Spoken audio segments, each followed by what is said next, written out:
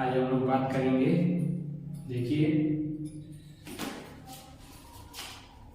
बहुत दिनों बाद आया जा रहा है, लगभग एक हफ्ते बाद, एक डेढ़ हफ्ते बाद। आज हम लोग देखिए क्या बात करेंगे। देखिए, आज हम लोग बात करेंगे आर्टिकल 370।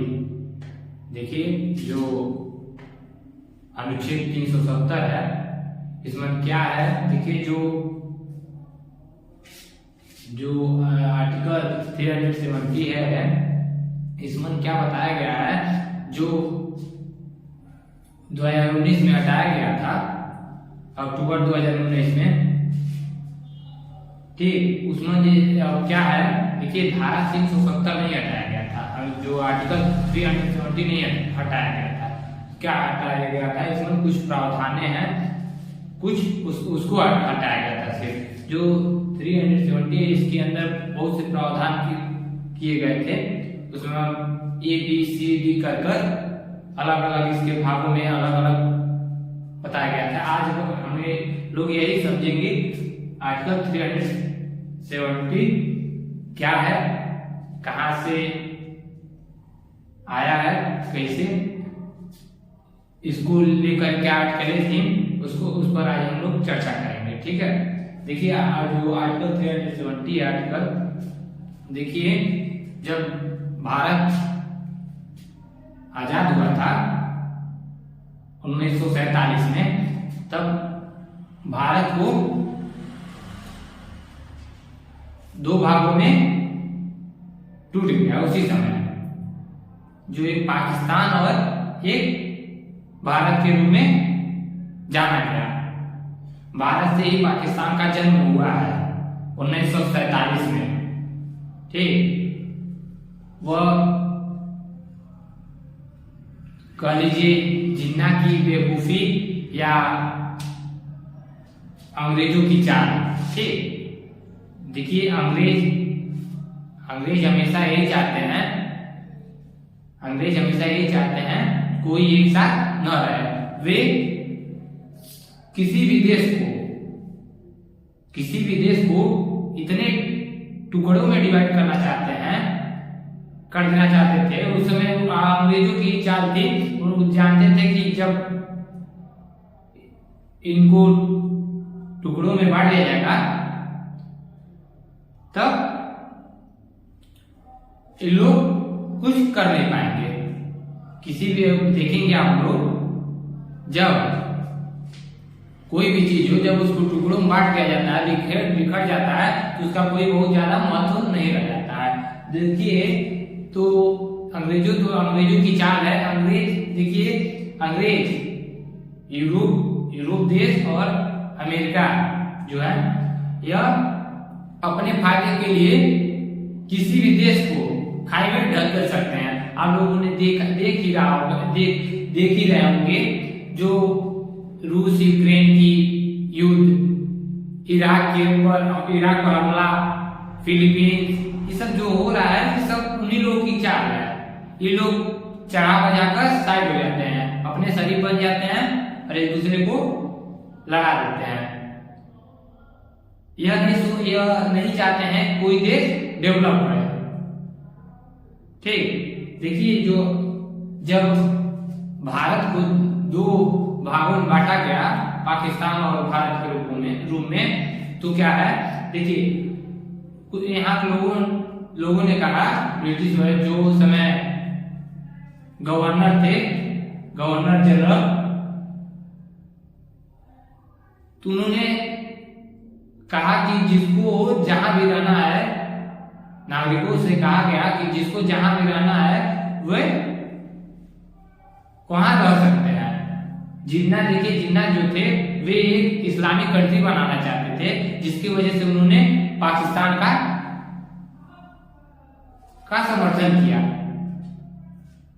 ठीक। तो वही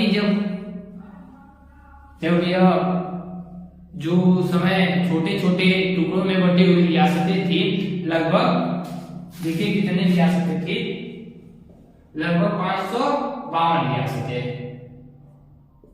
भारत के 552 रियासतें, जिसको मिलाकर छोटे छोटे राज्यों को मिलाकर भारत का निर्माण, एक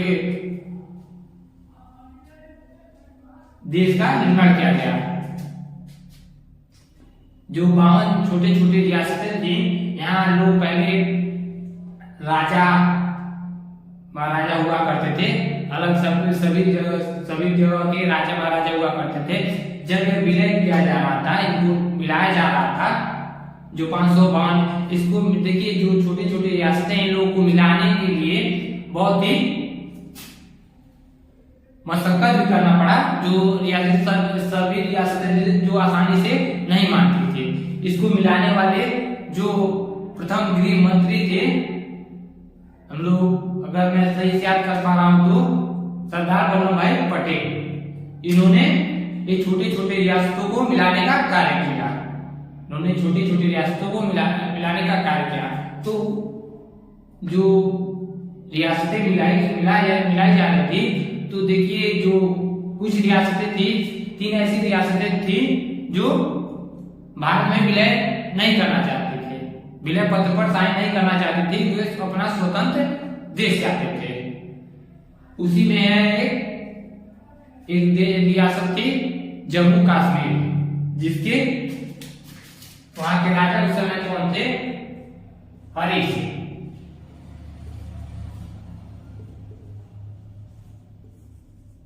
जो समय जम्मू कश्मीर के राजा थे हरि सिंह,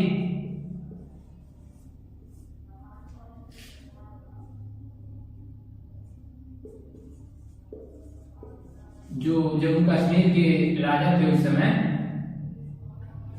एक भारत में जो विलय पत्र था उस पर साइन नहीं किया। ये अपना स्वतंत्र देश चाहते थे। इनके प्रधानमंत्री थे शेख अब्दुल्ला।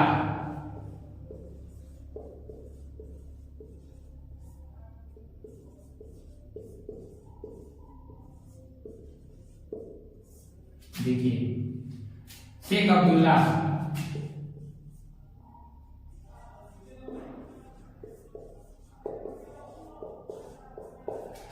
जो शेख अब्दुल्ला थे, वे हरि सिंह के प्रधानमंत्री हुआ करते थे। देखिए जो राजा होते थे उनके एक प्रधानमंत्री हुआ करते थे। देखिए हरि सिंह जो जम्मू कश्मीर के राजा थे, उनके शेख अब्दुल्ला प्रधानमंत्री थे। शेख अब्दुल्ला प्रधानमंत्री थे। यह इनको सुझाव दिया कि ये हमें छोटा ही देश रहे, छोटा ही क्षेत्रफल रहे, लेकिन एक स्वतंत्र देश रहे। यह एक स्वतंत्र देश चाहते थे। इनके द्वारा कही गई बातों से इन्होंने विलय पत्र पर साइन नहीं किया। जब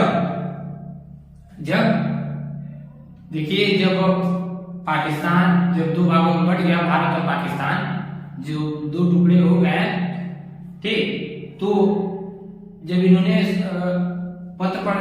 विलय पत्र पर साइन नहीं किया, तो देखिए तो जो जम्मू कश्मीर का एरिया है उसमें पाकिस्तानियों ने आक्रमण कर दिया। जो पाकिस्तानी थे वे जम्मू कश्मीर पर आक्रमण कर दिया, ठीक। तो और बहुत ही बेरहमी से उन्होंने किसी को भी नहीं छोड़ा, चाहे छोटे हो, बड़े हो, लड़के हो, लड़कियां हो, किसी को भी उन्होंने बहुत बेरहमी से आक्रमण किया गया, ठीक, जिससे राजा हरि सिंह को वहां से भागना पड़ा। और इन्होंने दिल्ली सहायता के लिए पहुंचे। तो दिल्ली सहायता के लिए जब इन्होंने पहुंचे, तो जो उस समय गृह मंत्री थे सरदार वल्लभ भाई पटेल ने उनके सामने एक शर्त रखी। शर्त यह था कि आप इस विलय पत्र पर साइन कीजिए कि जम्मू कश्मीर भारत का ही राज्य है, भारत के ही क्षेत्रफल में, भारत में ही मिला गया। जम्मू कश्मीर विलय पत्र पर साइन करवा लिया गया। तो इन्होंने बदले में प्रस्ताव रखा, इन्होंने भी एक शर्त रखी कि हमारे भी कुछ शर्त है। तो उस समय अभी नया नया देश अभी आजाद हुआ था और पाकिस्तानी जो धीरे धीरे जम्मू कश्मीर के बढ़ रहे थे, तो जल्दबाजी में जो इनकी शर्त थी उसको मान लिया गया, उस पर साइन कर दिया गया। ठीक, तो मान लिया गया। उसके बाद देखिए जो साइन करने के बाद इन्होंने विलय पत्र पर जब साइन कर दिया हरि सिंह ने, तो उसके बाद ब्रिगेडियर उस्मानी जो एक बहुत ही काबिल कमांडर थे उज्बेकिस्तान के, उनको बुलाया गया। उनको पाकिस्तानियों ने भी बुलाया, उनके सामने लालच भी रखा गया। उन्होंने कहा कि आप पाकिस्तान आइए, मैं आपको पाकिस्तान के सेनापति नियुक्त करूंगा। लेकिन उन्होंने वहां न जाकर भारत में आया और जम्मू कश्मीर जो जहां पाकिस्तानियों ने घुसपैठ की थी, वहां इन्होंने मोर्चा संभाला और पूरी तरीके से नियंत्रण कर लिया गया। देखिए ब्रिगेडियर उस्मानी एक बहुत ही काबिल कमांडर थे।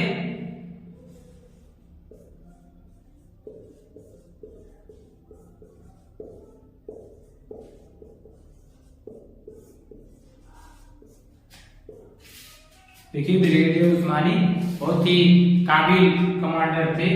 इन्होंने कम समय में पाकिस्तानियों को खदेड़ दिया।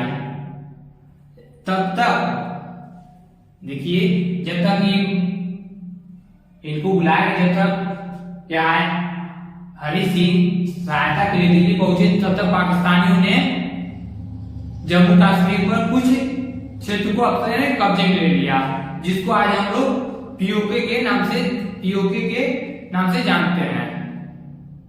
जो पीओके है उसी समय पाकिस्तानियों ने अपने कब्जे में ले लिया, जिसका विवाद अभी तक चल रहा है। यह विवाद 1950 में यूएनओ में भी चला गया था, जिसका कोई अभी न्याय नहीं हो पाया, जिसका अभी कोई ठोस कदम नहीं उठाया गया है। ठीक, तो ब्रिगेडियर उस्मानी, देखिए ब्रिगेडियर उस्मानी जब सेना का मनोबल, देखिए सेना का मनोबल कब बढ़ता है, जब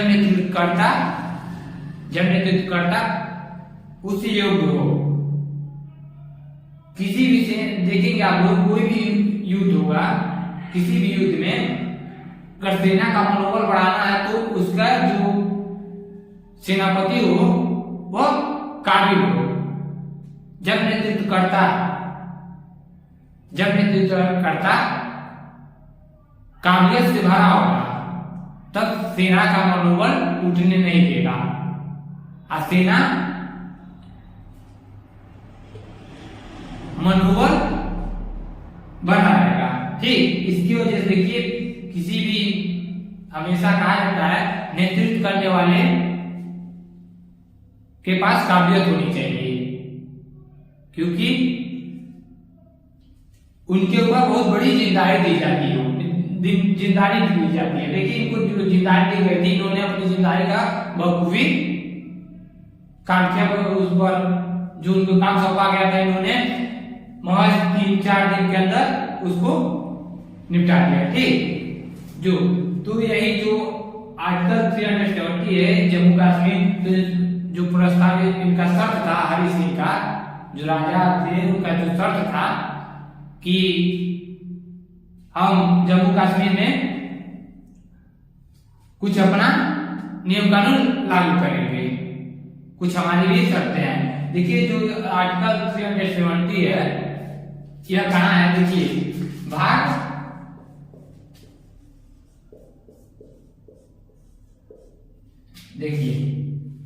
जो भाग संविधान का जो भाग 21 है, उसमें आर्टिकल 370 बताया गया है। देखिए 370 क्या, 370 को नहीं हटाया जा सकता। 370 ये बताता है हमको कि जो जम्मू कश्मीर की सीमा है वह भारत की सीमा है।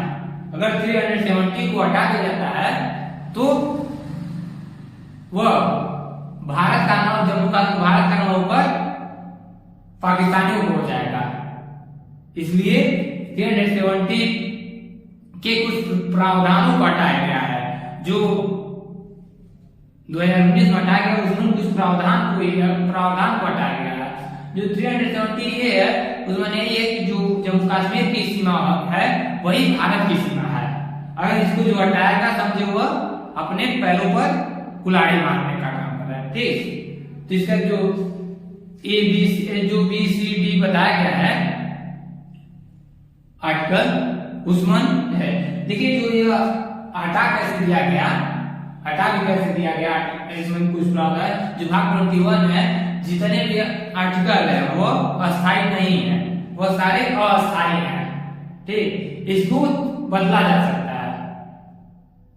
तो देखिए जो आर्टिकल 370 इसमें क्या था, उसमें यह था कि बताया गया आर्टिकल 370 में यही बताया गया था कि जो जम्मू कश्मीर में जो देख रहे होंगे आप लोग, जो संपत्ति का अधिकार जो हटा दिया गया है, वह जम्मू कश्मीर में संपत्ति का अधिकार कानूनी न होकर वह नागरिकों के पास था। संपत्ति का जो कानूनी अधिकार में आ गया है वह मूल अधिकार में है। और जम्मू कश्मीर क्या कर रहा है, जम्मू कश्मीर में प्रावधान क्या थी, यह प्रावधान थी कि कोई भी नागरिक जम्मू कश्मीर में प्रॉपर्टी नहीं खरीद सकता। वहां के जो मूल निवासी हैं वही सिर्फ प्रॉपर्टी खरीद सकते हैं और अदर जगह के कोई वहां संपत्ति नहीं खरीद सकता और न वहां बस सकता है। देखिए आप उत्तर प्रदेश से हैं, बिहार से, मध्य प्रदेश से, आप कहीं भी जम्मू कश्मीर का छोड़कर आप कहीं भी संपत्ति खरीद सकते हैं, आपके पास अधिकार। लेकिन जो आर्टिकल 370 था इसमें यह अधिकार, यह जम्मू कश्मीर में इसमें प्रावधान था कि कोई भी नागरिक जम्मू कश्मीर में संपत्ति नहीं खरीद सकता और संपत्ति नहीं खरीद सकता। सिर्फ लोग घूमने जा सकते हैं, वहां कोई बस नहीं सकता। जो कि देखेंगे आपको मूल अधिकार में दिया गया है, व्यक्ति नागरिक कहीं भी जाकर संपत्ति लेकर बस सकते हैं, रह सकते हैं। लेकिन यह जम्मू कश्मीर में नहीं था। यही कुछ उटपटांग जो कानून, जो प्रावधान थे, जो हरि सिंह द्वारा लगाया गया था, वही प्रावधान है। ठीक, देखिए जब इन्होंने विलय पत्र पर साइन कब किया, देखिए 26 अक्टूबर 1947 में इन्होंने साइन कब किया, हरि सिंह ने विलय पत्र पर 26 अक्टूबर 1947 को इन्होंने साइन किया। तो जो यही सब बताया गया है। और कोई भी अगर जम्मू कश्मीर की कोई भी लड़की अगर किसी अन्य राज्य के लड़कों से अगर विवाह करती है तो उसकी जम्मू कश्मीर में नागरिकता समाप्त कर दी जाएगी। और जम्मू कश्मीर में रहते हैं उनके पास दोहरी नागरिकता होनी चाहिए, पहला भारत की नागरिकता, दूसरा जम्मू कश्मीर की नागरिकता। और किसी राज्य में यह प्रावधान नहीं है और सभी लोग जम्मू कश्मीर को छोड़कर जो था अदर राज्य के लोग सिर्फ एक नागरिकता होती थी, वो भारतीय होनी चाहिए। और जम्मू कश्मीर में दोहरी नागरिकता थी। ठीक, दोहरी नागरिकता, यही कुछ प्रावधान थी जिसको हटा दिया गया आर्टिकल 370 में, जो शेख अब्दुल्ला के कहने पर हरि सिंह द्वारा किया गया था। और यहाँ इन्होंने अलग संविधान का निर्माण किया। देखिए इनको संविधान निर्माण करने में हरि सिंह जो 370 जो इसमें अदर प्रावधान दिए गए थे उसके, देखिए इनका संविधान कब बना, देखिए भारत का तो 1950 में लागू हो गया था, 26 जनवरी 1950 को, बनकर तैयार हो गया था 26 नवंबर 1949 को।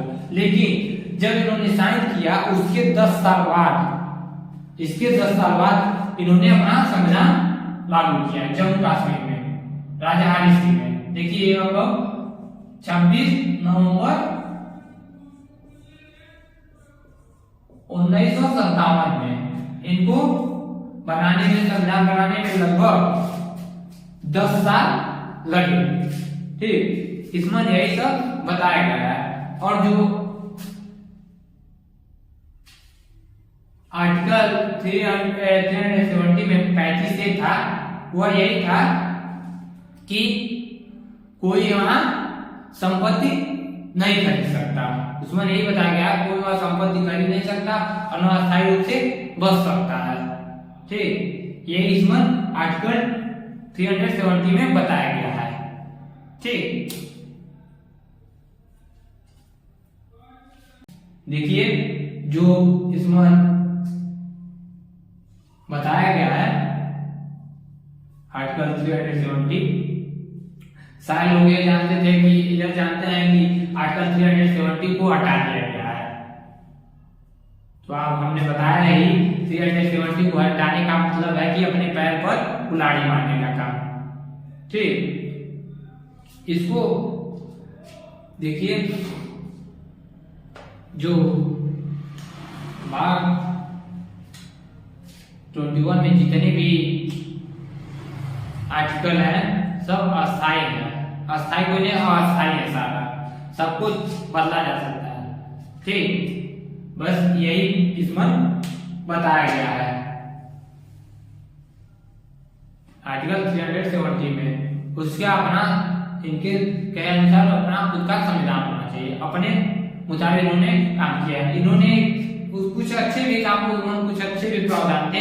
उन्होंने प्रावधान यह था कि जो वहाँ के राज्यपाल हैं, राज्यपाल थे, वह दो जो विधानसभा होगा वहाँ विधानसभा का कार्यकाल, देखिए जो जम्मू कश्मीर में है इनकी जो संविधान बना था, इनकी विधानसभा का कार्यकाल 6 वर्षों के लिए था। अन्य राज्यों में आप लोग देखेंगे वह 5 वर्षों के लिए होता है, और जो इसमें था यह 6 वर्षों के लिए बनाया गया था। और यहाँ यह प्रावधान था कि राज्यपाल विधानसभा में 2 राज्यपाल विधानसभा में 2 महिला को नियुक्ति कर सकते हैं। तो यह तो फिलहाल अच्छी बात थी। यह उसमें सभी राज्यों में होना चाहिए कि महिलाओं को आगे लाया जाए। ठीक, क्योंकि जब महिलाओं को आगे लाया जाएगा तो जो अनेक महिला सशक्तिकरण, जो अनेक योजनाएं चलाई जा रही थी उसका निश्चित रूप से कुछ मतलब निकलेगा। यानी कि आप लोग महिलाओं को आगे न लाएं और अनेक योजना चलाते रहें तो उसका कोई बहुत महत्व नहीं रह जाता। ठीक है, बस आप लोग वीडियो को लाइक कीजिए, सब्सक्राइब कीजिए, जो ना समझ में आए तो उसको आप लोग कमेंट कर पूछ लिया कीजिए। ठीक, अब नेक्स्ट बात करेंगे आगे अगले नए टॉपिक के साथ। ठीक।